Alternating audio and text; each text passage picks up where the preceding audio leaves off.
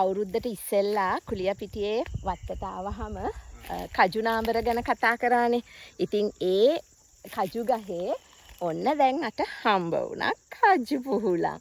ඉතින් දැන් මේ තව එකක් තියනවා ලොකුවට තේනවද දන්නේ කට්ටියට ලස්සනට ඉදිලා තියෙනවා. ඒක කඩා ගන්න බෑ. ඉතින් මං කෙක්කක් මුකුත් ගෙනාවේ නෑ. ඒක තියෙන්නේ උඩ. නමුත් මේ පාත තියෙන කජු පුහුලන් දෙකක් කඩාගත්තා. දන්නවනේ පුංචි දරුවෝ කජු පුහුලන් කඩන්න පුළුවන්.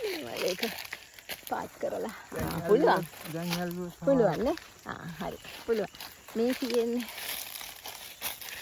අන්න හරි. අන්න කජු පුහුලම. මේ තියෙන්නේ හොඳට මිදිච්ච එකක්. ඉතින් මේවා තමයි පොඩි කාලේ ඉතින් අපි කෑවේ. මේක කපලා සුවඳ කියලා වැඩන්න කපලා ලුණු ටිකක් දාලා ගම්බුරිස් කුඩු ටිකක් ඉහලා ගත්තාම කජු පුහුලන් වල රස කාලා ඉවර වෙනකොට උගුරත් බැඳිලා කහට. ඉතින් මේක තවත් ඉදෙනවා. තව තියෙනවා ගහේ මේ තව කොහොමදත් කජු පුහුලන් වෙන්න තියෙන ඒවා තියෙනවා. ඉතින් කිරි කජු ලෙවල් එකේ ඒවා තව තියෙනවා.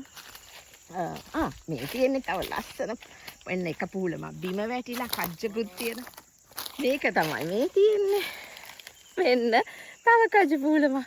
ඉතින් ගොඩක් අයගේ ළමා කාලේ මේකනේ. ඉතින් ඔන්න මටත් දැන් ඇල්ලුවා විතරයි යතේ ඒක.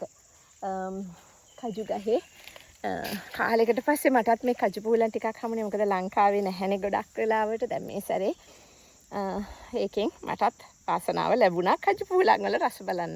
ඔන්න ඉතින් ඔයගලටත් මම මතක් කරේ ඔයගොල්ලන්ගේ පුංචි කාලේ අත්දැකීම්. දරුවනේ මේ තමයි කජු පුහුලන්.